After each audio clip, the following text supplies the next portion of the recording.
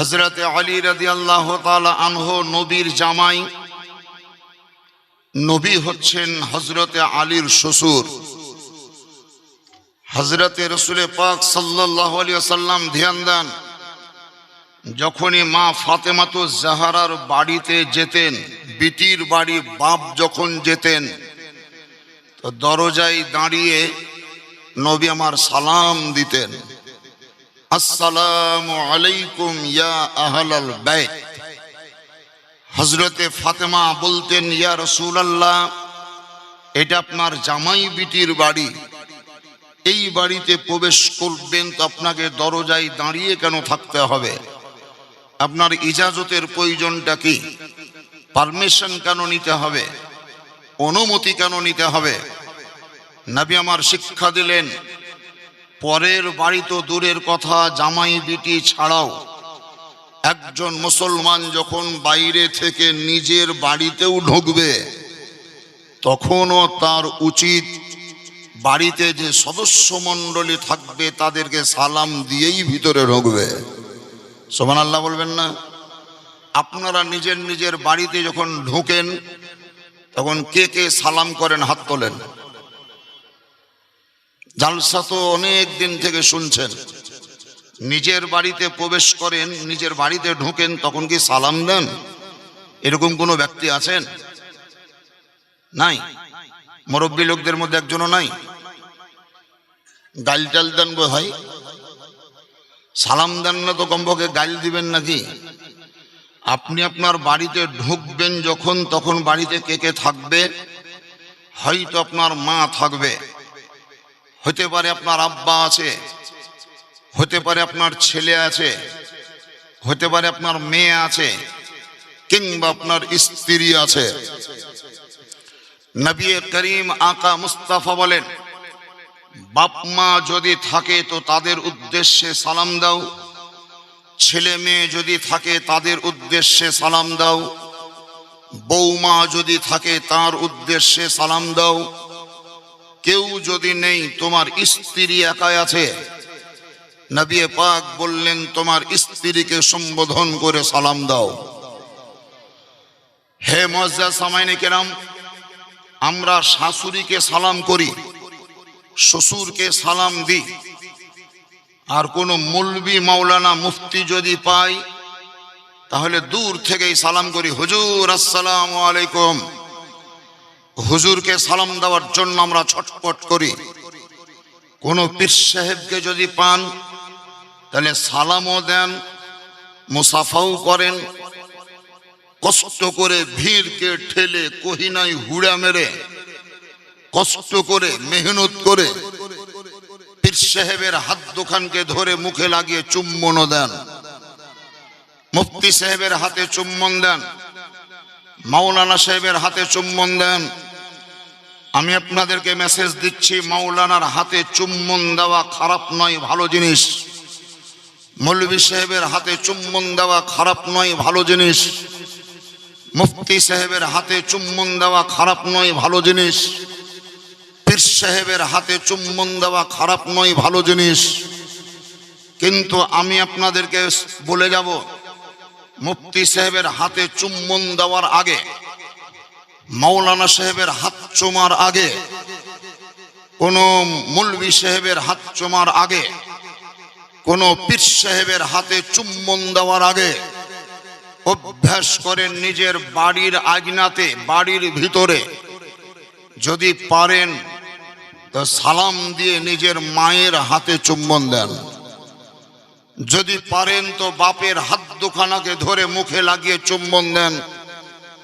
তার কারণ নবী পাক আকা মুস্তাফা আমাদের বিশ্বগুরু, জগৎগুরু, তিনি এটা বলেননি যে কোনো মাওলানার হাতে চুম্বন দেওয়া মানে জান্নাতের দরজায় চুম্বন দেওয়া, কোন মুফতির হাতে চুম্বন দেওয়া জান্নাতের চৌখাটে চুম্বন দেওয়া, কোন পীর সাহেবের হাতে চুম্বন দেওয়া তার মানে জান্নাতের চৌখাটে চুম্বন দেওয়া, এটা আমার নবী বলেননি। কিন্তু নবী মুস্তাফা বলেছেন, কেউ যদি শ্রদ্ধা করে আল্লাহ এবং আল্লাহর রসুলকে সন্তুষ্ট করার নিয়তে মায়ের হাতে চুম্বন দেয়, পায়ে যদি মুখ লাগিয়ে চুম্বন দেয়, তো নবী মুস্তাফা বলেন তার জান্নাতের চৌখাটে চুম্বন দেওয়া হয়। সুবহানাল্লাহ। আসতে বললেন, একটু জোরে বললে অসুবিধা হবে না? আপনাদেরকে ভয় লাগছে বোধহয় সুবহানাল্লাহ বলতে, নাকি না লজ্জা লাগছে? লজ্জা করিয়েন না, এটা ইসলামিক বাণী, ইসলামিক বার্তা, ইসলামিক বাক্য। এখানেই যদি লজ্জা করেন তাহলে আর কোথায় আপনি লজ্জাহীন হবেন? একটু উঁচু আওয়াজে বলে দিন সুবহানাল্লাহ। বলছিলাম হযরতে আলী রাদিয়াল্লাহু তাআলা আনহু, নবীর জামাই, যার জীবনে কোনোদিন নামাজ হয়নি কামাই, তিনি হচ্ছেন আমার নবীর জামাই। নবীর পাশেই পাঁজরেই বসে আছেন। নবী পাক আকা মুস্তাফা নসিহত করলেন। আরবি ভাষায় যাকে নসিহত বলে, বাংলাতে ওইটাকে মশওয়ারা বা আপনার সুপরামর্শ বলে, ইংরেজি ভাষায় ওইটাকে ডিরেকশন বলে, সাজেশন বলে। নবী আমার নসিহত করলেন, আলী জি হুজুর, তো যে এশার নামাজের পর যখন তুমি রাত্রিবেলায় বিছানায় ঘুমাবে, এশার নামাজের পর যখন তুমি রাত্রিবেলায় বিছানায় ঘুমাবে, তখন অবশ্যই এক খতম কোরআন পড়বে, তারপরে ঘুমাবে। হযরত আলী বলেছিলেন, ইয়া রাসূলুল্লাহ, ইয়া হাবিবাল্লাহ, 5 থেকে 5.5 ঘন্টার রাত্রি এশার নামাজের পর ফজর হতে বাকি থাকে, আর এক খতম কোরআন যদি আমি পড়ি এক কর থেকে, তাহলে 5 থেকে 5.5 ঘন্টাই টাইম লাগবে। এক খতম কোরআন যদি পড়বো, তাহলে আমি ঘুমাবো কখন? আমি নিদ্রামগ্ন হব কখন? বিছানায় শুব কখন? নবী বললেন, ঘাবড়ায়ও না, টেনশন নিও না, অত চিন্তা করিও না। সূরা ফাতিহা থেকে শুরু করে সূরা নাস পর্যন্ত পড়তে হবে না। এশার নামাজের পর ঘুমাবার পূর্বে বিছানায় বসে আউযু বিল্লাহি মিনাশ শাইতানির রাজীম, বিসমিল্লাহির রহমানির রহিম, এই তাসমিয়া আর তাউযু পাঠ করার পর আঙুলে গুনে গুনে মাত্র 3 বার কুল হুয়াল্লাহ সূরাটি পাঠ করবে। আল্লাহ বড় দয়াবান, দয়া করে তোমার আমলনামায় এক খতম কোরআন পড়ার নেকি দান করবে। সেই নবী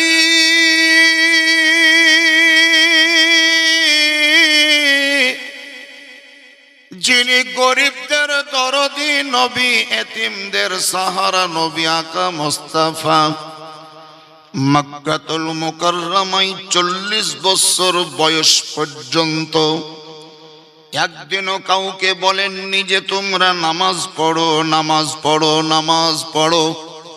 এই কথাটা কাউকে বললেন না, বরং তিনি 2টো জিনিস বলেছিলেন। তার মধ্যে 1 নাম্বার নোট করে রাখবেন, নামাজ পড়ার আগে নামাজ পড়তে নবী বলেননি। প্রথম যেটা শিক্ষা দিয়েছেন মক্কাতুল মুকাররমায়, নবী বললেন, হে মক্কার অধিবাসীরা, ওগো মক্কার লোকেরা, তোমরা প্রথম ধাপে একটা কাজ করো।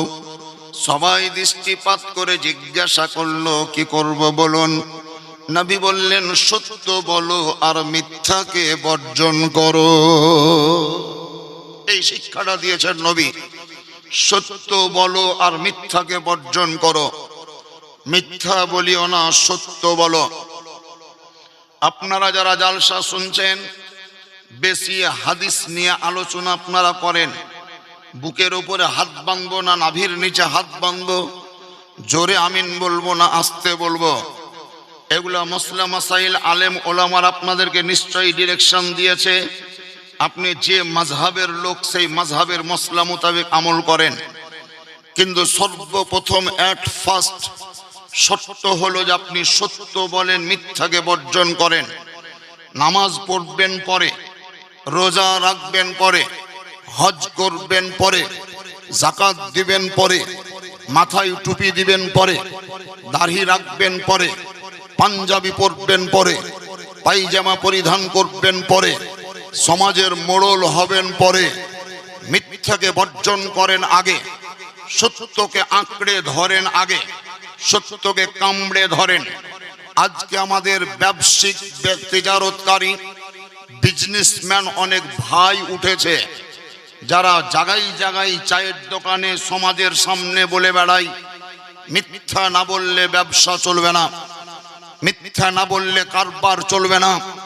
কেউ বলছে মিথ্যা না বললে দোকান চলবে না, আবার কেউ বলে মিথ্যা না বললে পেটের ভাত জুটবে না, মিথ্যা না বললে খেতে পাওয়া যাবে না, মিথ্যা না বললে কাপড়ের ব্যবসা চলবে না। আপনার আকীদা গেল কোথায়? আপনার ঈমান গেল কোথায়? রুজির মালিক আল্লাহ, এই কথার প্রতি যদি আপনি বিশ্বাসী হয়ে থাকেন, তাহলে মিথ্যা না বললে পেটের ভাত জুটবে না, এই শিক্ষাটা আপনাকে কে দিল? এটা নবীর শিক্ষা নয়, এটা শয়তানের শিক্ষা।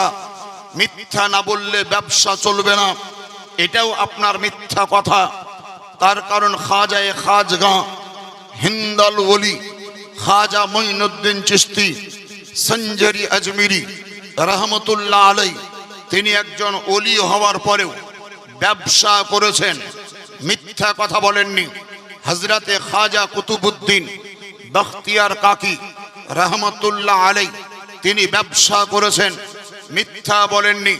আমাদের হানাফি মাযহাবের ইমামে আজম আবু হানিফা রাদিয়াল্লাহু তাআলা আন, তিনি ব্যবসা করেছেন, মিথ্যা বলেননি। ওলিদের শিরোমণি গৌসে সামদানি পীরে লাসানি হযরতে সজ্জাদ শাহ আব্দুল কাদের জিলানী ওয়া গিলানী রাদিয়াল্লাহু তাআলা আন, তিনিও ব্যবসা করেছেন, মিথ্যা কথা বলেননি। হযরতে জৈনুল আবেদিন রাদিয়াল্লাহু তাআলা আন ব্যবসা করেছেন, মিথ্যা বলেননি। হযরতে আলী রাদিয়াল্লাহু তাআলা আনহু ব্যবসা করেছেন, মিথ্যা বলেননি। হযরতে উসমানে গনি ব্যবসা করেছেন, মিথ্যা বলেননি। হযরতে ওমর ফারুক ব্যবসা করেছেন, মিথ্যা বলেননি। হযরতে আবু বকর সিদ্দিক, তিনিও ব্যবসা করেছেন, মিথ্যা কথা বলেননি। হযরতে ইমামে হাসান ব্যবসা করেছেন, মিথ্যা বলেননি। হযরতে ইমামে হোসেন, তিনি একজন বিজনেসম্যান ছিলেন, কিন্তু কোনোদিন মিথ্যা বলেননি। সবচাইতে বড় কথা, আমাদের পয়গম্বর আকা মুস্তাফা নবী মুহাম্মদুর রাসূলুল্লাহ সাল্লাল্লাহু তাআলা আলাইহি ওয়াসাল্লাম, তিনিও ব্যবসা করেছেন, কিন্তু জীবনে কোনোদিন তিনি মিথ্যা বলেননি। সবাই ব্যবসা করলো, মিথ্যা না বললে তাদের ব্যবসা চললো। আপনি কোন মুসলমান যে মিথ্যা না বললে ব্যবসা চলবে না? এই আকীদা আপনি পেলেন কোথায়? মিথ্যা না বললে পেটের ভাত জুটবে না, এই শিক্ষা আপনাকে কে দিল? মিথ্যা না বললে আপনার সংসার চলবে না, এই শিক্ষাটা আপনি কোথায় পেয়েছেন? কোন টিচারের কাছ থেকে আপনি শিক্ষা গ্রহণ করেছেন? যা হোক বাবাজিরা, আমাদের নবী আকা মুস্তাফা সর্বপ্রথম শিক্ষা দিলেন, মিথ্যাকে বর্জন করো, সত্য বলো। গোটা মক্কার লোক আমার নবীর দুশমন হয়ে যাওয়া সত্ত্বেও তারা বলতে বাধ্য হয়েছিল যে মুহাম্মদ বিন আব্দুল্লাহর উপরে আমরা শত্রুতা মনোভাব নিয়ে চলছি বটে, তবে সেই ছেলেটির মধ্যে একটি মারাত্মক গুণ আছে। দিনের আলোতে, রাতের অন্ধকারে, সকালে দুপুরে বৈকালে সন্ধ্যাতে, সারাটা 40 বছর ধরে আমরা তার সঙ্গে আদান প্রদান করলাম, লেনদেন করলাম। আমাদের অভিজ্ঞতা মতে একটাই বিচার করে আমরা পেলাম যে মুহাম্মদ বিন আব্দুল্লাহ সত্য ছাড়া মিথ্যা বলে না। এই কারণে মক্কার লোকের আমার নবীকে ডাকতো আস-সাদিক। আস-সাদিক মানে হলো সত্যবাদী। এই নবী জীবনে কোনোদিন মিথ্যা বলেননি, যেটাই বলেছেন সত্য বলেছেন। 2 নম্বর নবীর টাইটেল ছিল আল আমিন। আল আমিন মানে হলো আমানতদার। মক্কার লোকেরা 5,000, 10,000, 20,000, 50,000 পর্যন্ত নবী মুহাম্মাদের নিকটে আমানত রাখতে দিয়েছে। 3 মাস পরে যদি চেয়েছে যেমন দিয়েছিল তেমনই পেত। 6 মাস পর যদি চেয়েছে যেমন দিয়েছিল তেমনই ফেরত পেয়েছে। এর জন্য আমার নবীর টাইটেল হলো আল আমিন। আপনাদের মধ্যেও সমাজে কিছু আমানতদার আছে। মসজিদের ক্যাশিয়ার বানালাম আপনাকে, খাতাও দিয়ে দিলাম, টাকাও দিয়ে দিলাম, আপনি ক্যাশিয়ারগিরি করেন। মাদ্রাসার ক্যাশিয়ার হিসাবে আপনাকে নির্বাচন করলাম, সমাজের কাছ থেকে তোলা টাকা আপনার কাছে জমা রাখলাম। কোন মক্তব বা মাজারের ক্যাশিয়ার বানালাম, সমাজের জাকাত ফিতরার টাকা উঠিয়ে আপনার কাছে জমা রাখলাম। 1 বছর অতিবাহিত হলো, কোনো হিসাব আপনি দিলেন না। 2টি বছর অতিবাহিত হয়ে যাচ্ছে, আপনি হিসাব দিচ্ছেন না। 3টি বছর পেরিয়ে গেল, আপনি হিসাব দিচ্ছেন না। পাবলিকের মধ্যে আনাগোনা চলছে, হিসাব দেয় না, হিসাব দেয় না, হিসাব দেয় না। মাদ্রাসার কাজ শুরু করব, টাকা দেয় না। মসজিদের কাজ আরম্ভ করব, টাকা দেয় না। মাজারের সংস্কার করব, টাকা দেয় না।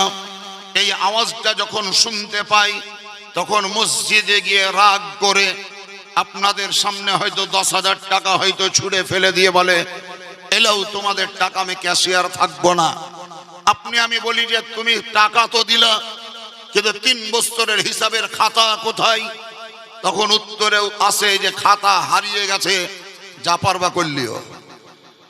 মাদ্রাসার ক্যাশিয়ারের খাতা হারাই, মসজিদের ক্যাশিয়ারের খাতা হারাই, মাজারের ক্যাশিয়ারের খাতা হারাই, কিন্তু তার পাসপোর্ট হারাই না, আধার কার্ড হারাই না, ব্যাংকের বই হারাই না, খাদ্য কার্ড হারাই না, স্বাস্থ্য সাথী কার্ড হারাই না, ভোটের কার্ড হারাই না। ট্রেনের টিকিট কেটেছে, 3 মাস পরে ট্রেনে চাপবে, রিজার্ভেশন করেছে, সেই টিকিটটাও হারাই না। কিন্তু মসজিদের ক্যাশিয়ার হিসাবে খাতা হারিয়ে যায়। কেমন আমানতদার আমরা, চিন্তা করুন। আল্লাহর পয়গম্বর আকা মুস্তাফা আহমদ মুস্তাফা নবী মুহাম্মদুর রাসূলুল্লাহ সাল্লাল্লাহু তাআলা আলাইহি ওয়াসাল্লামের নিকটে কোনো খাতা যদিও ছিল না, কিন্তু কোনো আমানতদারের আমানতের মধ্যে খিয়ানত হয়নি বা হতো না। এর জন্য নবীর টাইটেল হলো আল আমিন। সেই নবী নামাজ পড়ো এই কথা বলার আগে, নামাজ ধরো এই কথা বলার আগে আরো একটা শিক্ষা দিয়েছেন, নোট করে নিয়ে যাবেন। নবী করিম আকা মুস্তাফা শিক্ষা দিলেন, তুমি একজন মুসলমান, তুমি একজন মানুষ হিসাবে তোমার প্রতিবেশীর মধ্যে, তোমার গ্রামে, এই পাড়া ওই পাড়া, উত্তর পাড়া, দক্ষিণ পাড়া, পশ্চিম পাড়া, পূর্ব পাড়া, কোনো পাড়ার কোনো একজন ব্যক্তির ব্যাপারে যদি শুনতে পাও লোকটি অসুস্থ হয়ে আছে, তুমি গরিব মানুষ, আপেল কেনার মতন টাকা তোমার নেই, আপেল কিনতে হবে না। বেদানা কেনার মতন অর্থ তোমার নেই, বেদানা কিনতে হবে না। কমলা লেবু কেনার মতন পয়সা তোমার নেই, কমলা লেবু কেনার প্রয়োজন নেই। আঙ্গুর খেজুর কিছুই কিনতে হবে না। মাত্র 10 থেকে 15টা মিনিট হাতে সময় বার করো, আর তুমি তোমার বাড়ি থেকে ওই লোকটাকে দেখতে যাওয়ার নিয়ত করে রাস্তায় বেরিয়ে যাও।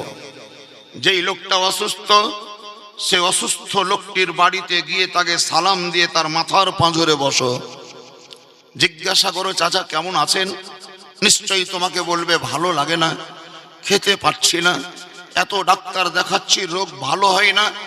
তুমি তাকে 3-4টি বাক্যের দ্বারাই বলো, রোগ কোনো ডাক্তার ভালো করতে পারবে না, কোনো ঔষধের রোগ ভালো হয় না, এটা উপলক্ষ মাত্র।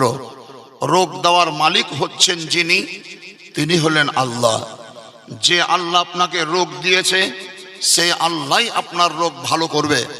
আমি আপনার জন্য দোয়া করছি, আপনিও মনে মনে খোদার জিকির করেন, আল্লাহর শুকরিয়া আদায় করেন। আল্লাহর কাছে দোয়া করব আপনি যেন সুস্থ হয়ে ওঠেন, আপনি যেন ফ্রি হয়ে যান, রোগমুক্ত হয়ে যান।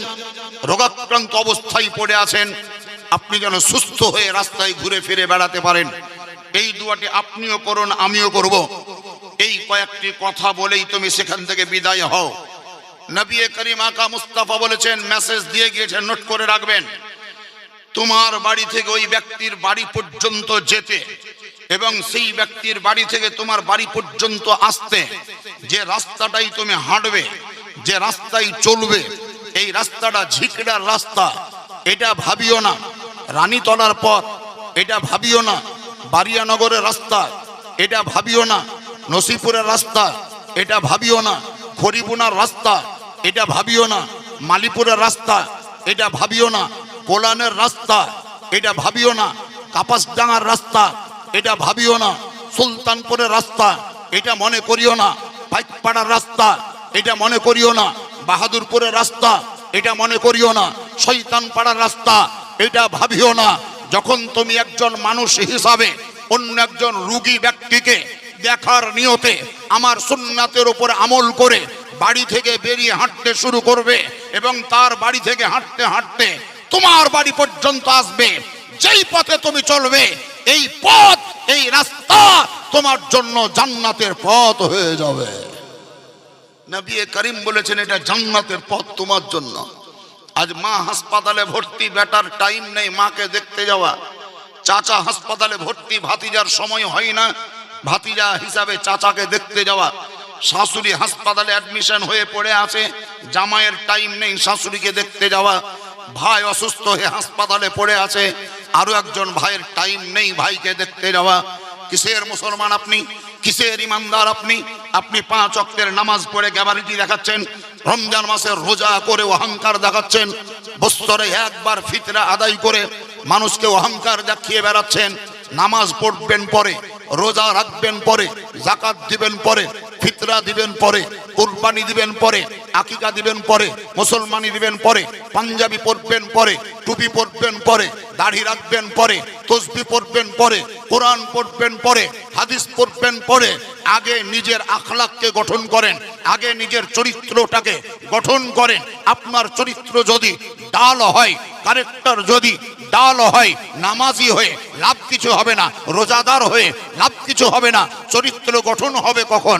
যখন আপনি ফলো করবেন আপনার ঈশ্বরচন্দ্র বিদ্যাসাগরকে নয়, ফলো করতে হলে স্বামী বিবেকানন্দকে ফলো করলে আপনার চরিত্র গঠন হবে না। চরিত্র যদি গঠন করতে চান তাহলে আপনার রবীন্দ্রনাথ ঠাকুরকে স্মরণ করে চরিত্র গঠন হবে না। চরিত্র যদি গঠন করতে হয় কবি নজরুল ইসলামকে স্মরণ করে চরিত্র গঠন হবে না। চরিত্র যদি গঠন করতে হয় একজনকেই ফলো করতে হবে, যিনি হচ্ছেন আমাদের নবী, আপনাদের নবী, নবী মুহাম্মদুর রাসূলুল্লাহ। এই কারণে কোরআন ঘোষণা করে, লাকাদ কানা লাকুম ফি রাসূলিল্লাহি উসওয়াতুন হাসানাহ। হে নবী, হে মুস্তাফা, আপনার আখলাককে, আপনার চরিত্রকে গোটা পৃথিবীর মানব জাতির জন্য আমি উত্তম নমুনা করে পাঠালাম, উত্তম নমুনা করে পাঠালাম, উত্তম নমুনা করে পাঠালাম, উত্তম নমুনা করে পাঠালাম।